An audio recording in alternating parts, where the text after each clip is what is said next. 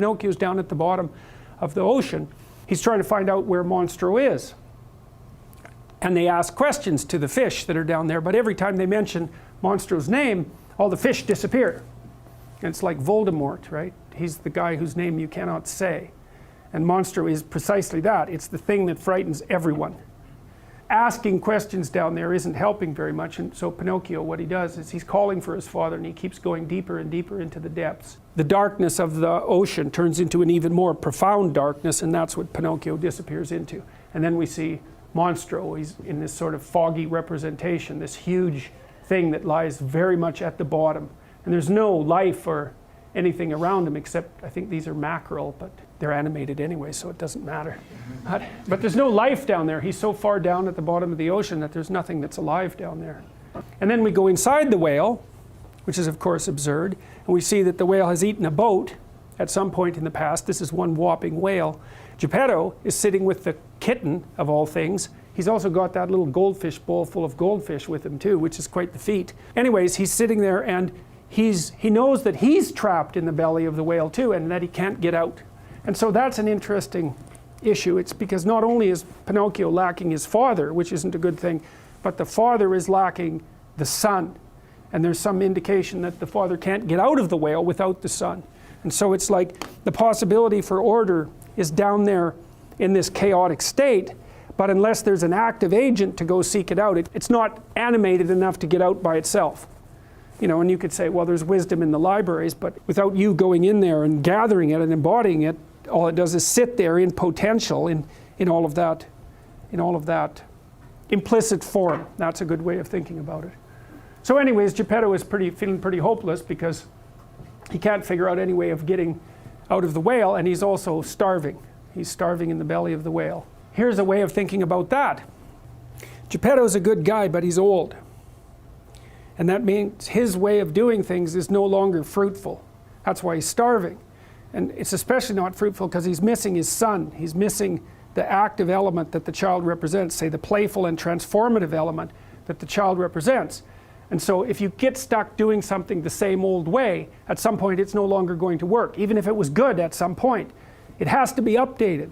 And it's updated by, let's call it the spirit of youth, or the spirit of attention, or the spirit of play, something like that. The willingness to break boundaries and take risks. And Geppetto is very, very skilled, but he doesn't have that. And that's symbolized by the loss of his son. That's why he was out looking for his son too. He needs him. And so they're in despair down there, trying to fish and not getting anything. And so Monstro wakes up, and he opens his mouth, and a bunch of water starts to come in. And then you see Pinocchio with the fish. There's very intense implicit Christian symbolism in this part of the film, and I'm going to lay it out point by point.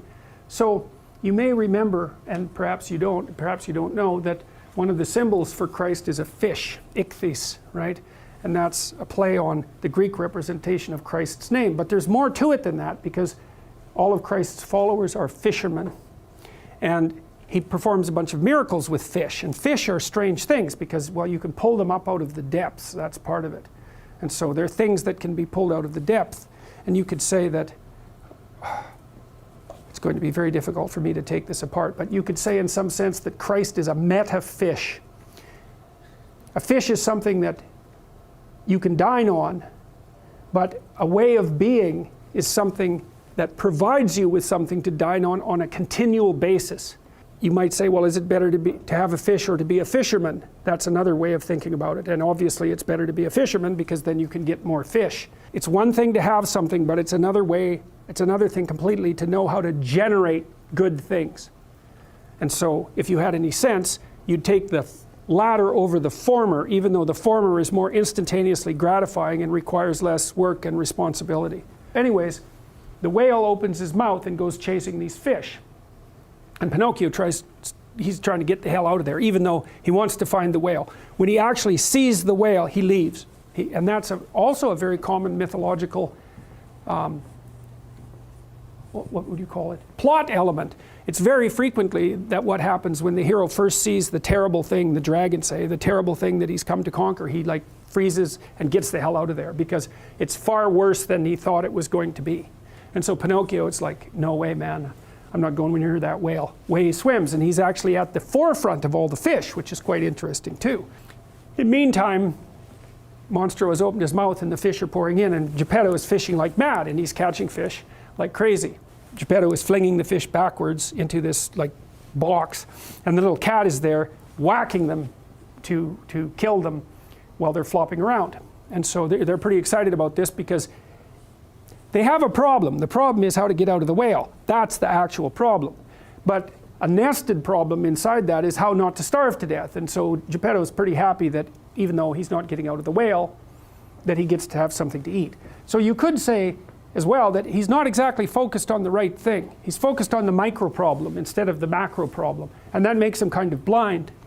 So anyways, the whale swallows up Pinocchio, and Geppetto keeps fishing. And then he snags Pinocchio. Now this is cool because, and this is another example of that meta fish idea. Geppetto is actually looking not for a fish, he's looking for a way out of the damn whale. And then he catches a bunch of fish and he's like focused on that like mad. And then he catches Pinocchio. And Pinocchio represents what would get him out of the whale, but he's so bloody obsessed with the fish that he doesn't even notice. So he catches Pinocchio and flings him into the fish basket. It signifies the blindness of Geppetto's orientation when he's inside the whale. And that's kind of a comment on his aged and insufficient nature. He's solving the problem very well, but it's the wrong problem. So anyways, he fires Pinocchio into the fish bin. Pinocchio says, "Father, I'm here." And Geppetto says, "Don't bother me right now, Pinocchio. I'm busy fishing." So then he kind of wakes up. He has this little moment of insight, this little revelation that, well, he's caught Pinocchio, so who cares about the damn fish? So then he runs over to the fish box to grab Pinocchio, and instead he grabs a fish and gives it a kiss. And so that it's another way of hammering home the fact that there's this confusion that he's suffering from. He can't distinguish the local truth from the transcendent truth. And so anyways, he does figure it out. He tosses the fish aside and he grabs Pinocchio, and they're all thrilled to death to see each other, and so they're united. So Pinocchio has found his father. But they're still trapped in the belly of the whale. Now, Pinocchio takes off his hat, he gets covered with a blanket, he takes off his hat, and he reveals his jackass ears. He's found his father, but he's damaged and not, Pinocchio, he's damaged and not in good shape. He isn't becoming what he was supposed to be. In fact, he's actually degenerated since Geppetto saw him last. He says, "That's nothing, I have a tail too," and then he spins that around kind of laughing. Then he brays and gets really embarrassed, and so that's what you see here. He looks like, well, he's revealed himself as a jackass to his father. But you know, that's actually a good thing, because he is a jackass. And if he was unwilling to admit his insufficiency, he wouldn't have ever gone on this pursuit. It's this perverse willingness to note that he isn't all that he could be that's part of what drives him to find everything that his father represents. It's a humility, and it's an admission of insufficiency. And you need that before you're going to learn anything, because before you learn anything you have to admit that there are things that are important that you don't know, and that you're a fool, and maybe that you're a braying jackass.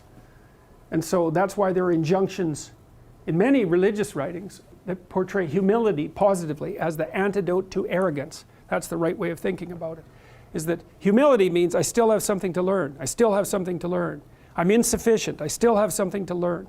It's exactly the opposite, say, of Lampwake's attitude. Anyways, Geppetto decides that a son puppet who's half jackass is better than no son at all, which is another indication of his relatively positive orientation towards the world, and they reunite. And then Pinocchio immediately sets his eyes on the main problem. It's like, hey, we're stuck in this whale, we need to get out of here. And it turns out that Geppetto's already built a raft, but there's a problem. Pinocchio says, well, we'll wait for his mouth to open, and Geppetto says that doesn't work, because when he opens his mouth, Monstro opens his mouth, everything comes in and nothing goes out. So raft, fine, but there's no way of using it. Geppetto decides that they're not going to bother with that problem, and they're going to go have some fish. But Pinocchio, his eye is still on the main prize. He thinks, no way, man, we're getting out of this whale. That's the fundamental thing. We're not going to rearrange the deck chairs on the Titanic. We're going to attend to the fact that it's sinking. We're going to keep our eye on the primary problem. So he's a little more awake by now. Pinocchio says, we'll make a fire. Now that's cool, I think, because he's down in chaos where his father is trapped, and the first thing he does is to use fire. And of course that's exactly what people do, right? Because we're fire users. Shaman, for example, are masters of fire. But there's this really primordial element to the story right here, and it's an indication that the thing that can transform order into chaos into productive order is also the same spirit that mastered fire. Pinocchio lays that out, and he says, we're going to build a fire. And Geppetto says, and we'll fill them up with smoke. And Geppetto says, great, smoked fish. So he's still stuck on this whole fish thing. And so Pinocchio runs around gathering up all the spare wood on the boat, including the furniture, which he starts to break. And Geppetto says, well, what are we going to sit on, while we eat our smoked fish? And Pinocchio basically says, politely, enough with the damn fish thing. I'm going to fill the whale with smoke. That's going to make him sneeze, and then we can get the hell out of here. And Geppetto says, that's going to make him mad. It's not a good idea. Well, I would say that that's the stance of the benevolent state against innovation.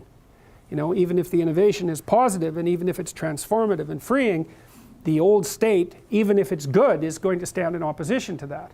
And so that's also something that's very useful to know, because otherwise you can get bitter about that. Anyways, Pinocchio makes this big fire. Geppetto's pretty worried about it, and he starts to fill the whale up with smoke. And so this is where the whale turns into a fire-breathing dragon, which is quite cool. It's like in Sleeping Beauty, Maleficent turns into a fire-spewing dragon as well. And if you watch The Little Mermaid, Ursula, she turns into a gigantic snake-like creature as well, although she doesn't exactly spew fire. But the transformation of the ultimate monster into something like a dragon is very, very common, because it's the ultimate symbol of the unknown for a variety of reasons that we'll discuss later. It's a symbol of chaos. This is quite a horrifying scene. When my son he watched Pinocchio when he was about 4, and he watched this scene over and over and over and over. I don't know how many times he watched that movie, but it must have been 100 times. But he was really fascinated by this scene, and he was like locked onto it. It was frightening, but there was something in it that he was processing and cottoning onto. You see the whale is starting to prepare to sneeze, and it's belching out huge quantities of smoke and fire, and Pinocchio and Geppetto and the cat and the goldfish bowl are all on the raft, trying desperately to get out of the whale, which inhales and pulls them back and then sneezes and pushes them forward. And at some point they actually break free, and there's a good gates of hell image there with the whale belching out smoke like mad and its jaws open, and they're paddling madly away to get away from this whale. And the whale is very angry, just as Geppetto suggested, and there's interesting sound effects that go along with this. The whale actually turns into something that's like a locomotive, and the sound effects become industrial. So it's this monstrous machine-like locomotive dragon that's bent on the destruction of Pinocchio. And you could say it's an amalgam of natural and social forces completely unleashed. Everything's unleashed against Pinocchio and his father. And so they're having a hell of a time. There's big waves, and the whale actually abandons them, but before it does that, it nails them with its tail and blows the raft into smithereens. And so then they're both in the water, and Geppetto and Pinocchio are drowning. And Geppetto actually goes down for the 3rd time, so to speak. And as he's going down, he says to Pinocchio, save yourself, save yourself. And so that's kind of Pinocchio's last temptation, because Geppetto's had it, and he could just get to shore on his own, but he would have abandoned his father. And that's one of the issues that this movie grapples with, is what exactly is your responsibility? And you could say, well, it's to save yourself.